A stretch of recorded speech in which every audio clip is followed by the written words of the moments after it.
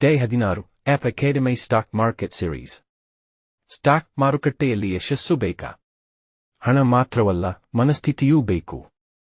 ಇಲ್ಲಿವೆ 10 ವಿಜೇತರ ಗುಣಗಳು. ಆರ್ಥಿಕ ಅರಿವು, ಬ್ಯಾಲೆನ್ಸ್ ಶೀಟ್, ಲಾಭನಷ್ಟ ಮೌಲ್ಯಮಾಪನಗಳನ್ನು ಅರ್ಥಮಾಡಿಕೊಳ್ಳಿ, ಬುದ್ಧಿವಂತ ನಿರ್ಣಯಗಳು. ಶೋಧನಾ ಕೌಶಲ್ಯ, ಕಂಪನಿಗಳು ಮತ್ತು ಟ್ರೆಂಡ್ಗಳ ಬಗ್ಗೆ ಆಳವಾಗಿ ಅಧ್ಯಯನ ಮಾಡಿ ಉತ್ತಮ ಆಯ್ಕೆ. ವಿಶ್ಲೇಷಣಾತ್ಮಕ ಚಿಂತನೆ, ಡೇಟಾ ಓದಿ, ಪ್ಯಾಟರ್ನ್ಗಳನ್ನು ಗುರುತಿಸಿ, ಮಾಹಿತಿ ಆಧಾರಿತ ನಿರ್ಣಯ. ಸಹನೆ, ದೀರ್ಘಕಾಲದ ದೃಷ್ಟಿಕೋನ ಇರಲಿ, ಪಾನಿಕ್ ಸೇಲ್ ಅನ್ನು ತಪ್ಪಿಸಿ. ರಿಸ್ಕ್ ಮ್ಯಾನೇಜ್ಮೆಂಟ್, ವಿವಿಧೀಕರಣ ಮಾಡಿ, ಮೂಲಧನ ರಕ್ಷಿಸಿ, ಸ್ಟಾಪ್ ಲಾಸ್ ಬಳಸಿರಿ.